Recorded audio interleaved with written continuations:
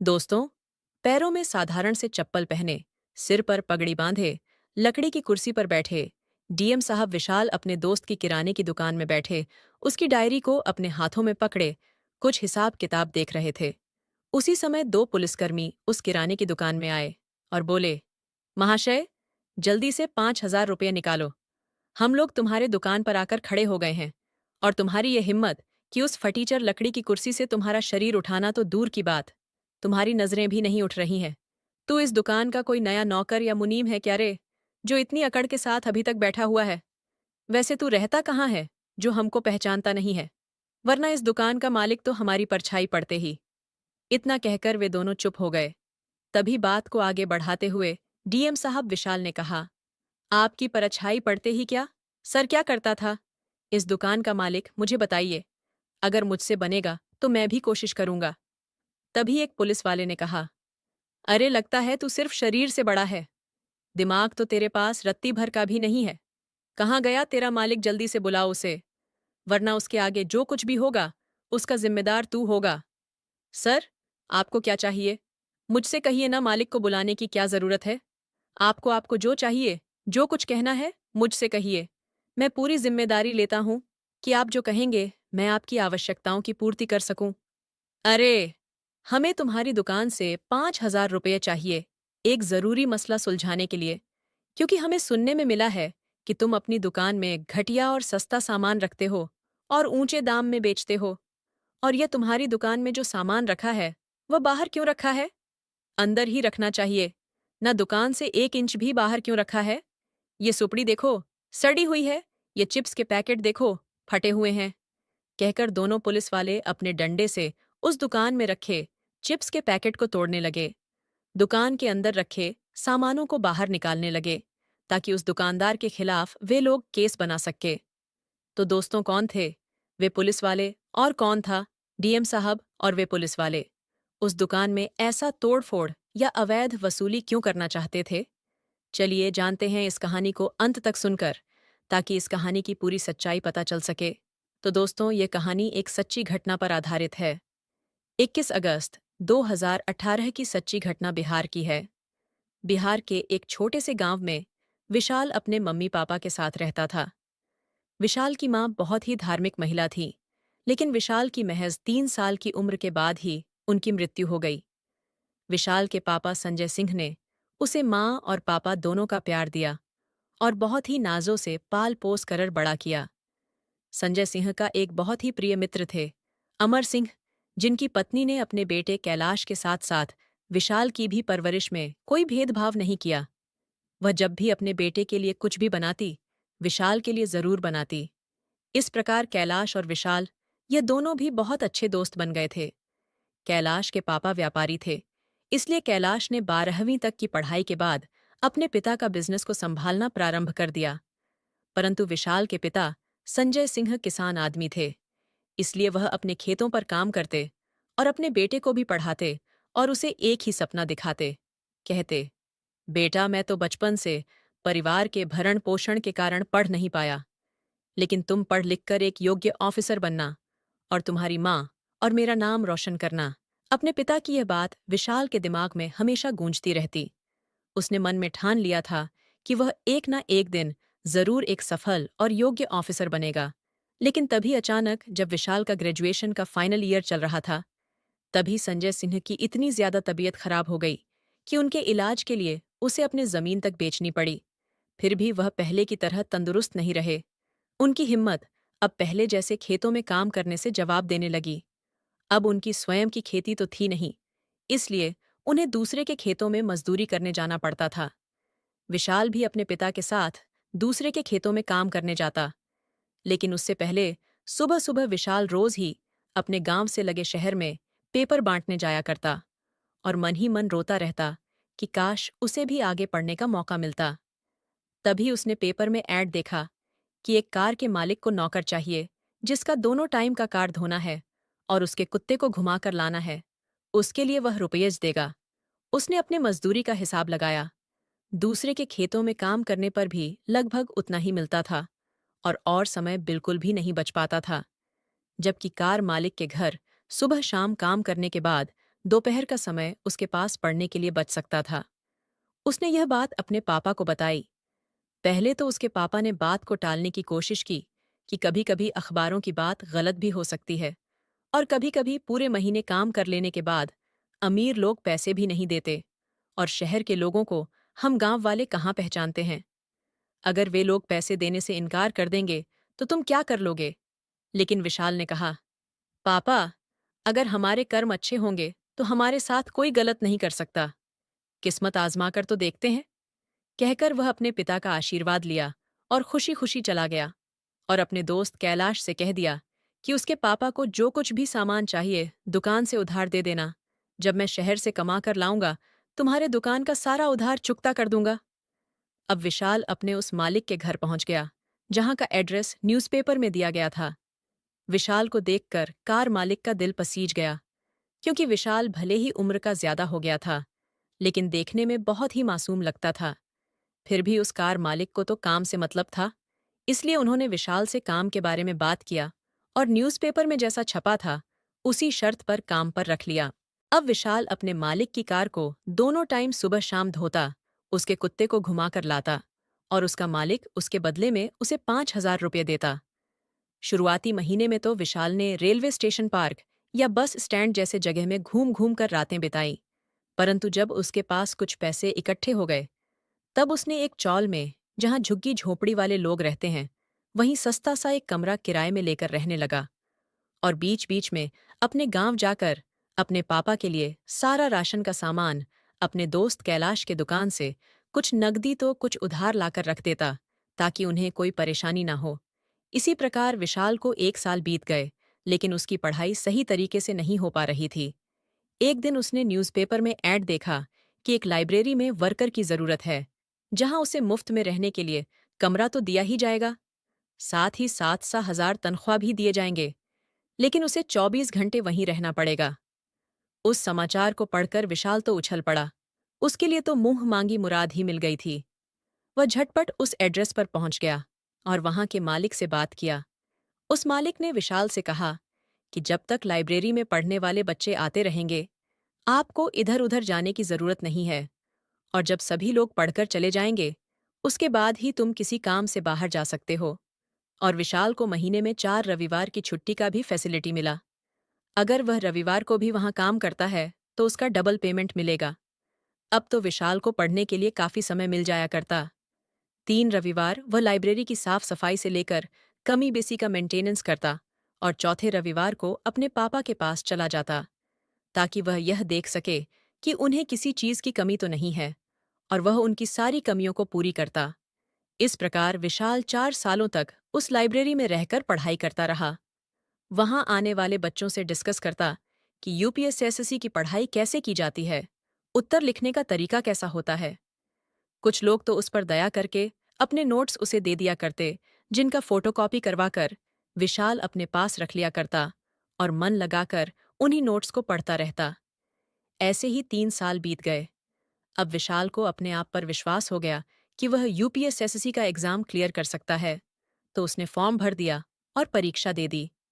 जब उसका रिजल्ट आया तो वह बहुत अच्छे नंबरों के साथ पास हो चुका था। उसने अब मेंस की पढ़ाई के लिए जी तोड़ मेहनत करना शुरू कर दिया और मेंस भी क्लियर कर लिया।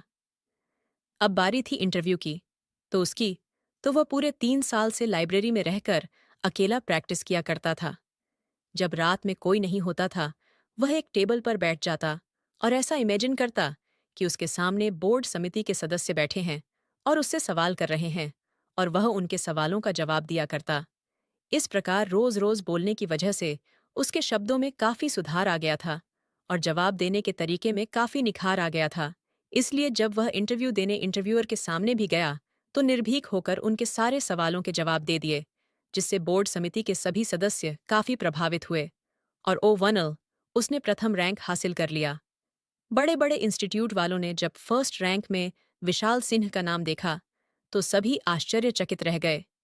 वे लोग एक दूसरे के माध्यम से पता करने लगे कि यह विशाल सिंह आखिर है कौन और कौन से इंस्टीट्यूट से पढ़ाई किया है, जो हमारे इतने ब्रिलियंट बच्चों को पीछे छोड़ दिया और फर्स्ट रैंक हासिल कर लिया। तब कई दिनों बाद उन्हें पता चला कि विशाल सिंह एक साधारण सा लड़का है जिसने बिना किसी इंस्टीट्यूट में पढ़ाई किए केवल लाइब्रेरी में रहकर लोगों से नोट्स और सलाह लेकर पढ़ाई की और फर्स्ट रैंक हासिल किया है, तो सभी बड़े बड़े इंस्टीट्यूट वाले उसे ऑन फर देने लगे कि वह उनसे मोह मांगी कीमत ले ले, लेकिन अपना नाम उनके इंस्टीट्यूट को दे दे ताकि उससे प्रभावित होकर दूसरे बच्चे उनके इंस्टीट्यूट में एडमिशन लेंगे। लेकिन विशाल बहुत ही ईमानदार लड़का था। उसने उनके प्रस्ताव को एक सिरे से तुरंत ही नकार दिया, और जब अपने पापा को वह सारी बातें बताई तो उन्होंने भी अपने बेटे की पीठ थपथपाते हुए कहा, शाबाश मेरे लाल, तुमने बिल्कुल सही किया। अपनी परवरिश पर बहुत गर्व हो रहा है। कहकर संजय सिंह मारे खुशी के फूले नहीं समा रहे थे। उन्हें जो भी मिलता वे अपने बेटे की वह ईमानदारी वाली बात बताकर फक्र महसूस करते, और विशाल को पटना के एक जिले में जिला कलेक्टर का पद सौंप दिया गया। अब विशाल अपनी खुशी को बांटने के लिए अपने गांव आ गया। उसने तुरंत ही ज्वाइनिंग लिया था, इसलिए ना ही उसे सरकारी गाड़ी मिली थी, ना ही सरकारी क्वार्टर मिला था। फिर भी वह अपने पापा और दोस्तों से मिलने गांव चला आया। तभी उसके दोस्त कैलाश को सामान की डिलीवरी करवाना था, इसलिए वह अपनी दुकान में विशाल को बैठाकर जहां उसका सामान का ट्रक खड़ा था वहां गया हुआ था। कैलाश के पापा भी अपने बिजनेस के सिलसिले से बाहर गए हुए थे, इसलिए डीएम विशाल साहब अपना गांव का साधारण सा ड्रेस पहने डायरी में अपनी आंखें गड़ा अपने पापा का उधारी का हिसाब किताब देख रहा था। क्योंकि विशाल 3 महीनों से परीक्षा की तैयारी में व्यस्त होने के कारण अपने गांव गया ही नहीं था, और उसके पिता कमजोरी के कारण अब ज्यादा बाहर काम पर भी नहीं जा पाते थे, जिसके कारण दुकान की उधारी काफी बढ़ गई थी। उसी उधारी का हिसाब किताब डीएम साहब देख रहे थे। तभी 2 पुलिस वाले उसी समय उस दुकान में गए और अपने डंडे से रौब झाड़ते हुए काउंटर पर अपना डंडा पटकने लगते हैं और धमकी देते हैं, कौन है रे? तू तेरा शरीर से उठना तो दूर, आंखें उठाकर भी नहीं देख रहा है। निकाल 5,000 रुपए। इतनी अकड़ तुझे किस बात की है? कहाँ है तेरे? इस दुकान का मालिक कहाँ है? इस दुकान का लाइसेंस इस दुकान में रखिए। सारे सामानों की क्वालिटी घटिया किस्म की है। अनाज में कीड़े लगे हैं, सूपटी सड़ी हुई है। चिप्स के पैकेट पर अपने डंडे से प्रहार करके उनका हवा बाहर निकालकर उसे धमकी देते हैं कि खराब और खुले चिप्स के पैकेट बेच रहे हो। दुकान में साफ सफाई नहीं है। और भी कुछ सामान जो सामने रखे हुए थे उन पर अपने डंडे चलाने लगते हैं और कहते हैं कि तुम्हारे दुकान के खिलाफ केस किया जाएगा कि तुम ग्राहकों के स्वास्थ्य के साथ खिलवाड़ करते हो।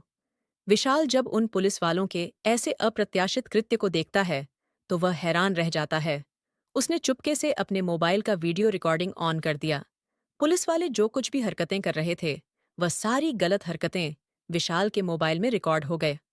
जब पुलिस वाले दुकान के अंदर घुसने लगे तब विशाल ने उन्हें रोकने की कोशिश किया और कहा, सर आप लोग ये जो कुछ भी कर रहे हैं सरासर गलत कर रहे हैं, जबकि यह दुकान सुव्यवस्थित है और सारे सामानों की क्वालिटी अच्छी है।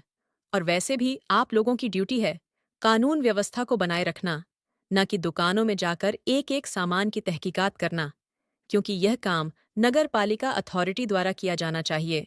न कि आपको विशाल का इतना कहना था कि एक पुलिस वाले ने उसके सिर पर बंधे पगड़ी को खोल दिया और उसके बाल पकड़कर घसीटते हुए उसे दुकान से बाहर निकालने लगा। जब वह नहीं निकला तो उसका शर्ट पकड़कर खींचने लगा, जिससे उसका शर्ट फट गया और कहने लगे, अब तू गांव का गंवार हमें कानून सिखाएगा कि हमें क्या करना चाहिए, क्या नहीं, और दुकान में इन्वेस्टिगेशन कौन करेगा, कौन नहीं, तू सिखाएगा हमें। तूने कौन से कानून की किताब पढ़ी है रे? कहकर पुलिस वाले उसे लात घूंस से मारने लगे और कहने लगे, अगर तू हमसे माफी मांग लेगा और 5,000 रुपये दे देगा तो हम तुझे अभी के अभी छोड़ देंगे और मामले को रफा दफा कर देंगे, वरना लॉ कैप में बंद कर देंगे, फिर सड़ते रहना वहां। लेकिन विशाल ने उनसे माफी नहीं मांगी। तब तक उसे दुकान के मालिक कैलाश और उसके पापा दोनों ही आ गए, क्योंकि उसके बाद दुकान वाले ने उन्हें फोन करके सारी बातें बता दिया था। उन्हें गए काफी समय हो गया था, इसलिए वे दोनों बाप बेटा अपने दुकान पर आने ही वाले थे, लेकिन पुलिस वालों का तांडव का खबर सुनकर तुरंत ही पहुंच गए। दोनों बाप बेटा उन पुलिस वालों को विशाल को मारता देखकर बोले, खबरदार, जो अब एक थप्पड़ भी इन कलेक्टर साहब को मारा तो कलेक्टर साहब का नाम सुनते ही पहले तो दोनों पुलिस वालों के हाथ रुक गए। फिर कैलाश की तरफ डंडा चमकाते हुए उसकी हंसी उड़ाते हुए बोले, ओए, किराए का टट्टू, तू इसके लिए हमसे पंगे ले रहा है रे? इस गंवार को कलेक्टर बता रहा है कि इस एंगल से ये तुझे कलेक्टर लग रहा है। तुझे भी मार खानी है क्या? आज तुझे भी बहुत चर्बी चढ़ी है, तेरी भी चर्बी उतारता हूँ। कहकर वह पुलिस वाला जैसे ही कैलाश की तरफ बढ़ा, तब तक पुलिस फोर्स भी वहां सायरन की आवाज के साथ आ गई और थाने के इंचार्ज ने विशाल को सैल्यूट मारा। उनके साथ साथ सभी पुलिसकर्मियों ने शाल को सैल्यूट मारा। थाना इंचार्ज को सैल्यूट मारते देख दोनों पुलिस वालों की सिट्टी पिट्टी गुम हो गई, क्योंकि कैलाश ने अपने दुकान में पहुंचने से पहले अपने नजदीकी थाने में एफआईआर लिखवा दिया था। इसके पहले भी कई बार उन पुलिस वालों ने उनके साथ साथ वहां के सभी दुकानदारों से अवैध वसूली किया था। डर के कारण सभी दुकानदार चुपचाप उन्हें पैसे दे दिया करते थे। लेकिन विशाल ने कानून की किताबें पढ़ी थीं, उसे कानून मालूम था, इसलिए उसने बेईमानी का पैसा देने से मना कर दिया, जिसके कारण गुस्सा होकर दोनों पुलिस वालों ने उस पर जानलेवा हमला कर दिया।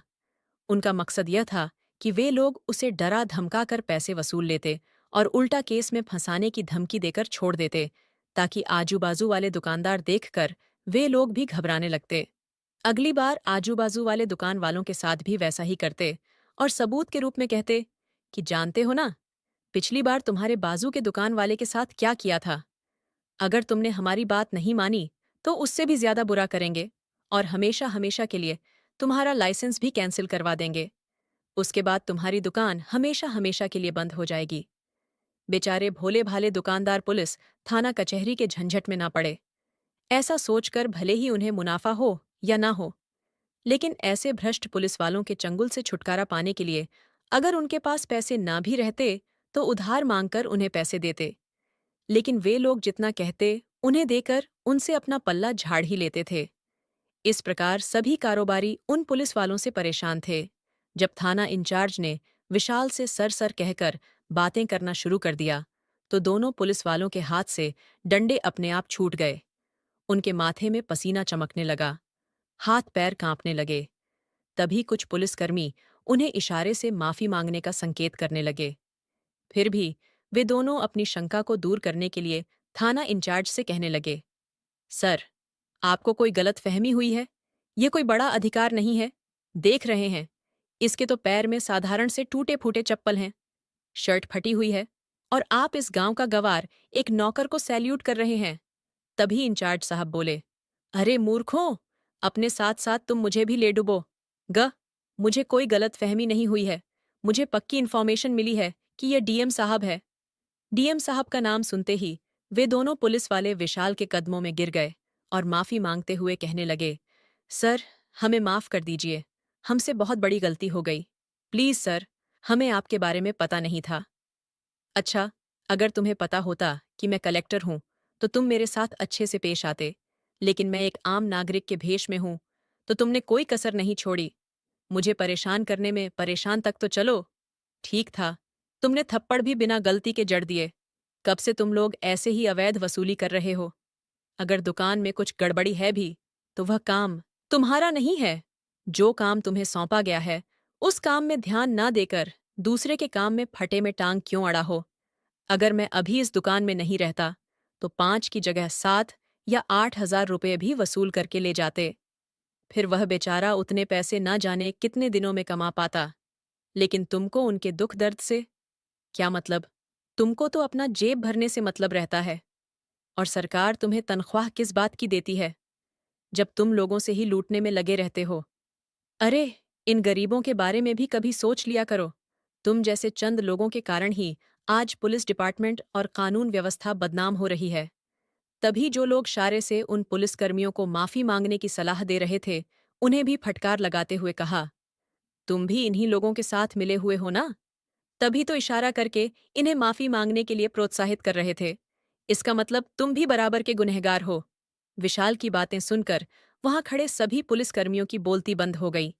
सभी ने अपने सिर नीचे झुका लिए और दोनों हाथ जोड़कर माफी मांगते हुए गिड़गिड़ा कर कहने लगे, सर, हमें माफ कर दीजिए।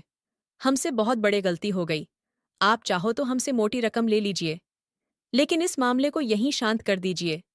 जब उनके मुंह से रिश्वत वाली बात निकली तो विशाल का तो माथा ठनक गया। उसने तुरंत ही इंक्वायरी टीम बैठाने के लिए आदेश दे दिया और प्रूफ के तौर पर वह वीडियो भी उच्च अधिकारियों तक पहुंचा दिया। जिन पुलिस वालों ने विशाल को लॉकअप में बंद करने की धमकी दी थी, विशाल ने उन्हें ही लॉकअप में बंद करवा दिया और उन पर उचित कार्यवाही करते हुए तुरंत नौकरी से सस्पेंड करवा दिया। बाकी जो दूसरे पुलिस वाले उनसे मिले हुए थे, जो उनके साथ मिलकर लोगों को लूटने का काम करते थे, उन्हें भी सस्पेंड करवा दिया गया। लेकिन जब ये बात मीडिया वालों तक पहुंची, तो उन्होंने विशाल से सवाल जवाब किया कि आप तो इतने बड़े पद पर थे, कलेक्टर साहब थे, फिर यह मामूली से पुलिस वालों के हाथों मार क्यों खाया और दुकान में उपद्रव क्यों मचाने दिया? तब उन्होंने बताया, अगर मैं उन्हें पहले ही बता देता कि मैं कलेक्टर हूं, तो सबसे पहली बात तो वे लोग मेरा पहनावा देखकर मेरी बातों पर विश्वास ही नहीं करते। फिर अपनी सच्चाई साबित करने के लिए मुझे अपना आईडी कार्ड दिखाना पड़ता।